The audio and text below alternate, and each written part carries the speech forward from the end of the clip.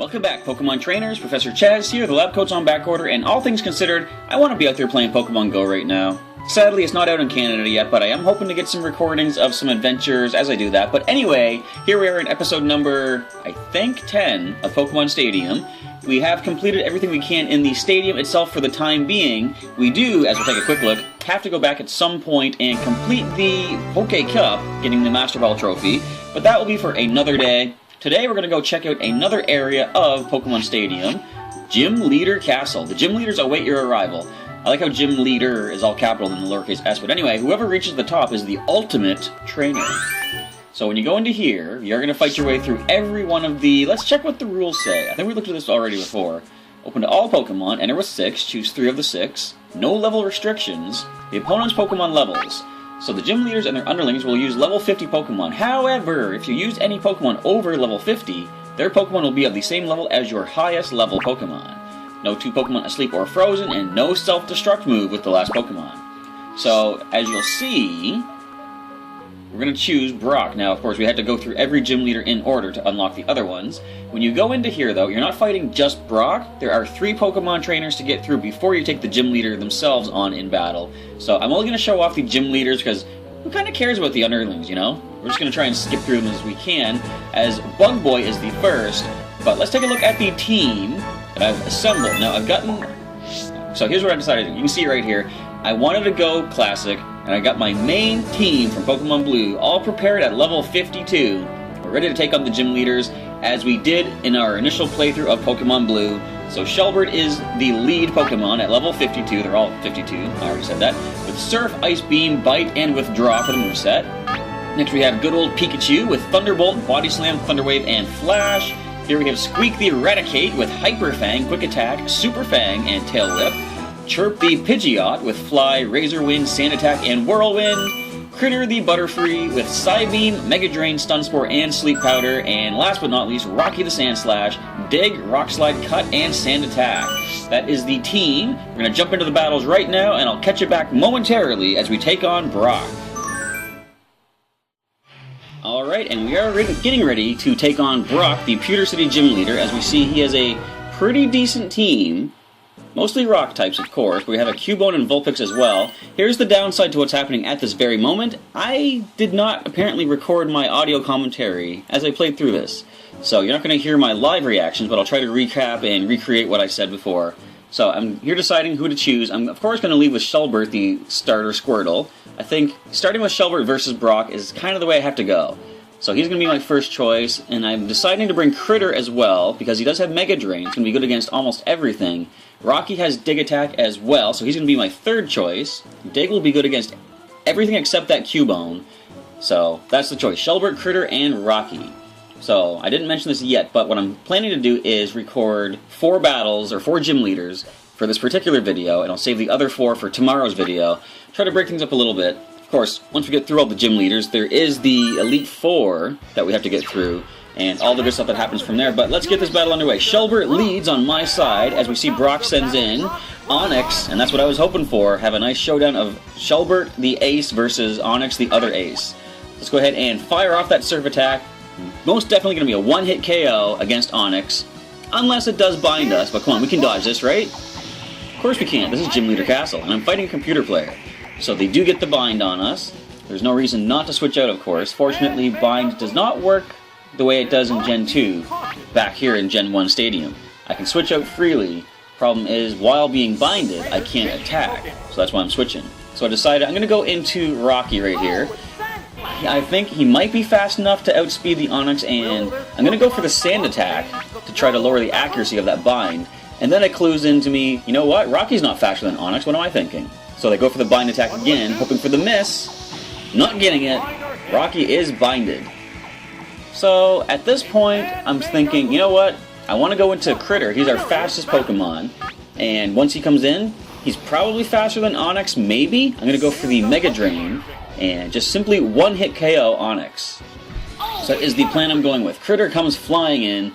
We're going to launch that Mega Drain and drop this Onyx in a single hit. But apparently it's faster. Apparently goes for Rock Slide. Apparently it connects. Double super effective. We just lost Critter in a single hit. So, things are not looking good for us, of course. I'm going to go right into Shelbert right now for a retaliation strike. We're trying that surf attack. Now, based on the fact the last two bind attacks did connect against us, I'm going to say this next one has to miss. Because otherwise, where is the fairness, right? So they go for the bind attack, and it does miss. Alright, let's launch that surf attack, Shelbert. Now, of course, it's going to be a one-hit KO. There's no way Onyx is taking this. Now, as the massive rock snake falls, I want to point out the screen recorder that I'm using, Screencast-O-Matic, it just recently had an update, and it said something about fixing the audio lag for certain things.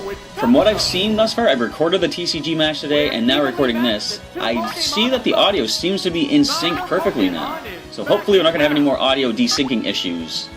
So right here, I'm not sure what to go for. Surf is definitely our best move to go for the Kabuto. And we don't really have the option to bring Rocky in because this thing can have a water attack. So there we saw a critical slash. We can handle another one of those. How much will the Surf do? Can we do a 2-hit KO on you, Kabuto, please? And based on the damage, we only did 55, so unless we can get a critical Surf, Shelbert is not going to drop this thing in one more hit. Now, of course, it is faster than him, which is very unfortunate. Brings him down to 6 HP, but he hangs in there. Come on, if this was Gen 3, we'd have that Torrent boost, but we don't. We need a critical Shelbert, and we don't get it. Kabuto survives with 12. That's twice our HP. Alright, so at this point, I want to preserve Shelbert in case he does bring the Graveler in on his side, so I'm going to go into Rocky, and I'm hoping Rocky's fast enough to outspeed this Kabuto. I'm also hoping that they're not predicting this and going for like a Hydro Pump or something at this point. So come on, Rocky. Yes, they go for Slash. We've got the defense to handle that, I'm sure. Even the critical hit hardly did anything. So we're going to try Dig Attack to avoid whatever's coming our way. Are we faster? Yes, Rocky's faster than Kabuto. Alright, so we dig underground to avoid whatever attack it goes for. There is that Hydro Pump, as I feared, but we managed to dodge it. Alright, so we're going to drop the Kabuto with the Dig Attack. And it's going to bring it down to one Pokemon on Brock's side as the Fossil Pokemon falls. So anything that he sends in except the Cubone, we do have super effective Dig Attack on. Yeah, there's Vulpix, Graveler, Ammonite, but that is the Graveler right there. Now, I don't think Rocky can drop this by himself, so I'm going to start off with doing some sand attacks, because if and when Shelbert has to come in, I want him to possibly dodge an attack. Let's kick some sand in that thing's eye, lowering the accuracy. Now, what can this thing really do to us? Okay, Seismic Toss apparently. And they do connect, so we can survive one more of those. Fortunately, Seismic Toss cannot land critical. So let's go ahead and dig away, sorry, not dig away, sand attack away. Now, can we dodge some attacks, please? Your accuracy is down by 2 stages. They try another Seismic Toss. And they connect with that one too, but both my Pokemon are at 6 HP right now.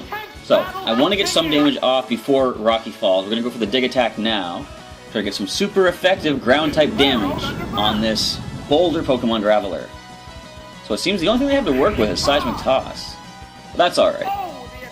Now, chances are they're going to miss the next move. I don't think we're going to drop it in one hit.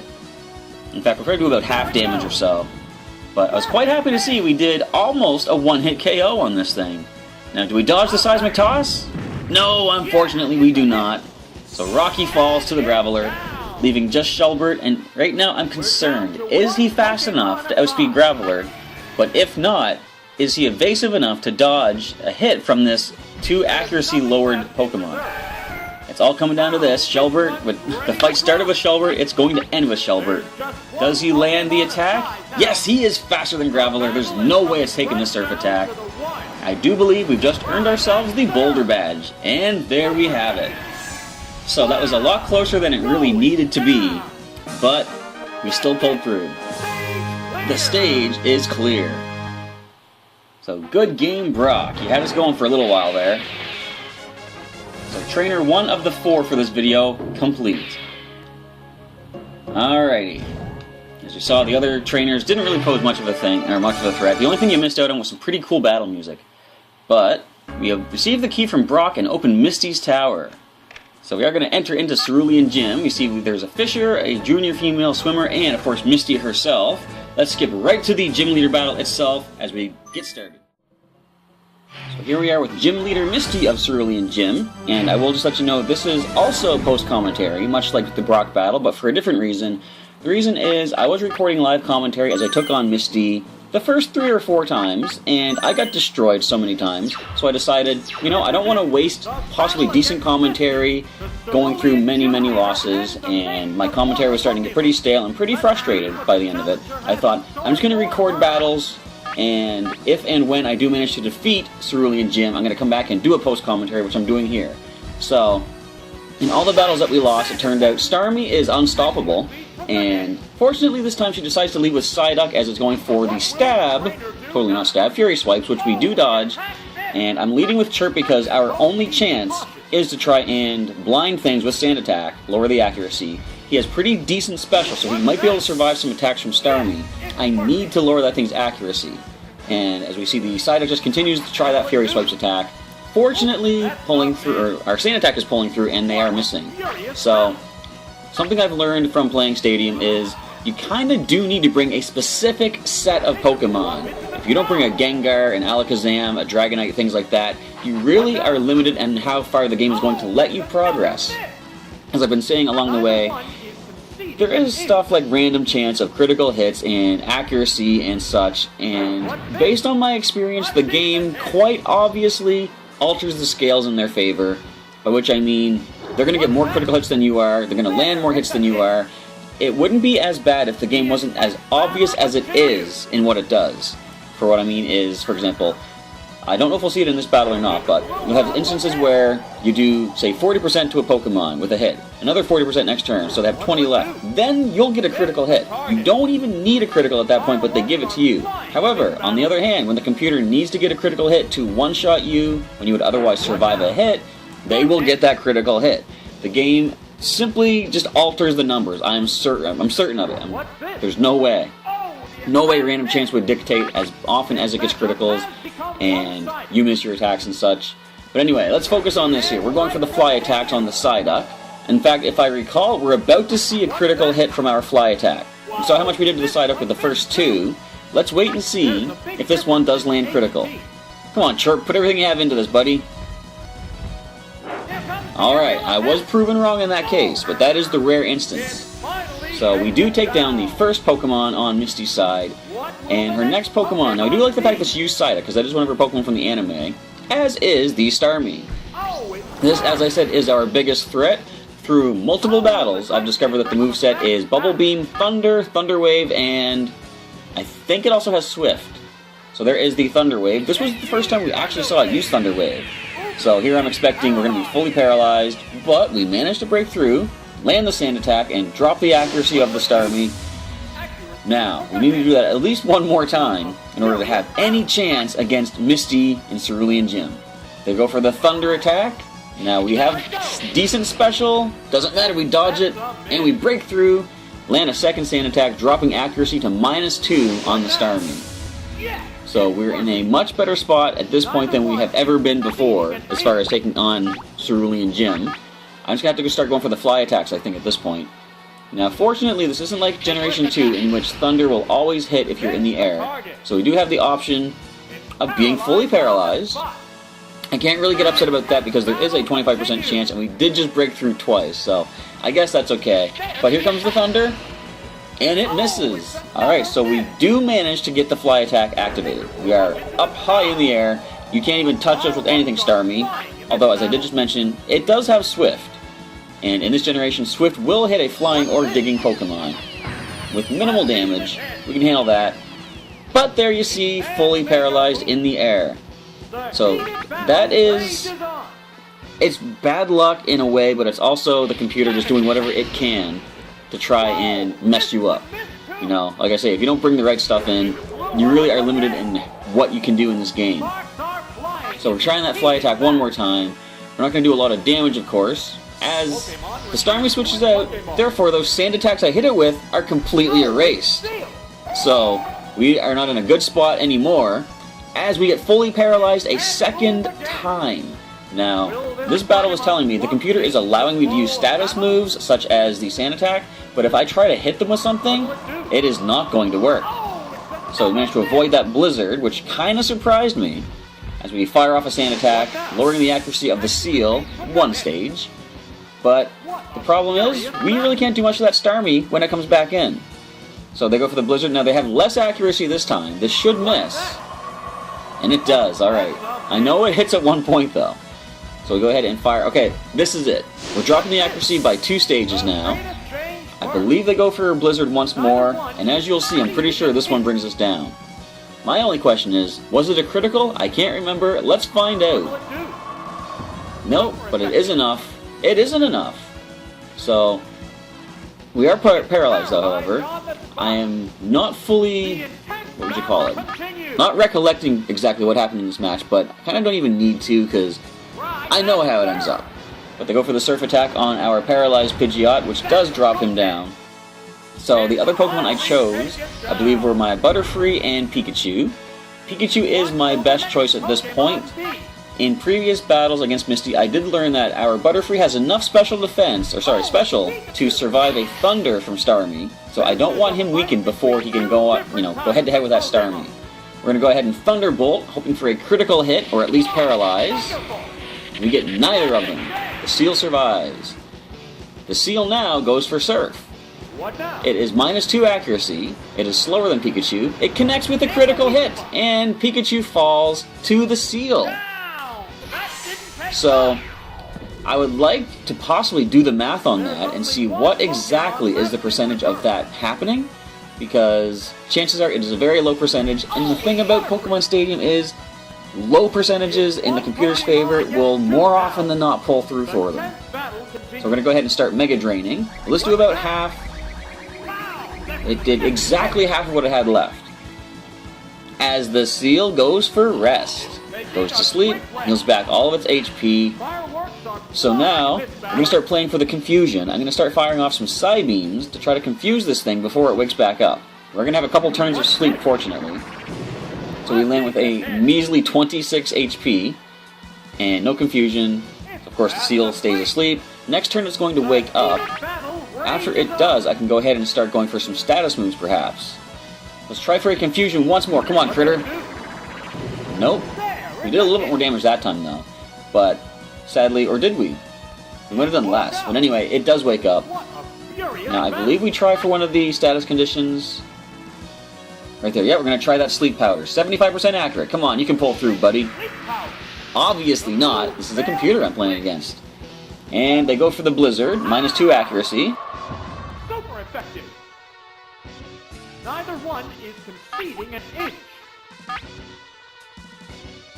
As you can see right there, we're going for another Sleep Powder. It's gonna land this time. What now? Fortunately, we do get the Sleep on Seal. Is it really gonna help at this point, though? We're already pretty low. All I can do now is start going for the Mega Drains to try to get some HP back. Critter needs to be at full to have a good chance to survive the Thunder from Starmie when it comes in. So if we can drain away as much HP as possible from Seal, I'll be happy.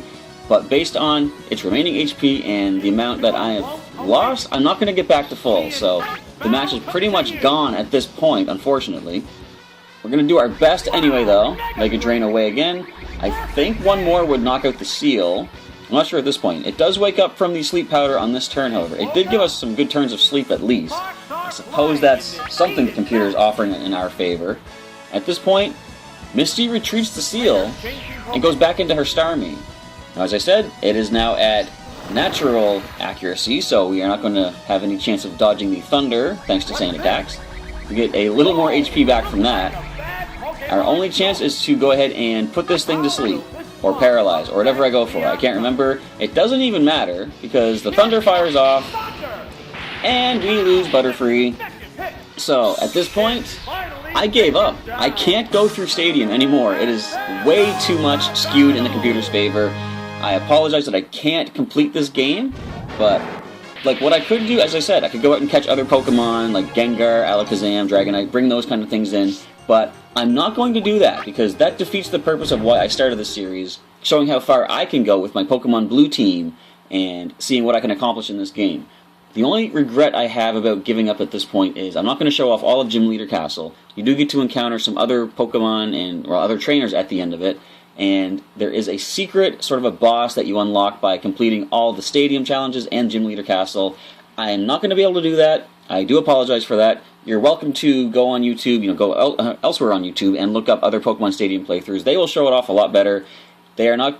I'm sure these other players will not restrict themselves to just Pokemon that they've collected in the Game Boy games and such, like I'm doing. So, unfortunately, this is the end of my trek through Stadium. I want to say thank you for everybody that stayed with me during the struggles that we went through, especially in the Poke Cup and now Gym Leader Castle, because I couldn't even get past the second Gym Leader. And I was thinking, I might have a better chance against Lieutenant Surge. Wait a minute, I'm pretty sure his Raichu knows Surf. So, it was basically just going to go downhill from here. In fact, we can't get past Misty, just spells defeat for our future in Gym Leader Castle. I could try other Pokemon on my collection. Like, I do have, say, for example, Blaze, Sprout, Sheldon, like Charizard, Venusaur, Blastoise. It really doesn't matter if I bring them, though, because the computer has skewed the percentages so far in its favor. There's really no point for me to continue. So with that, I sound bitter. I probably am a little bit, but I'm just going to have to end off Pokemon Stadium right here. Again, thank you for everyone that stayed with me through the series, and Professor Chaz signing off. I'll catch you next time.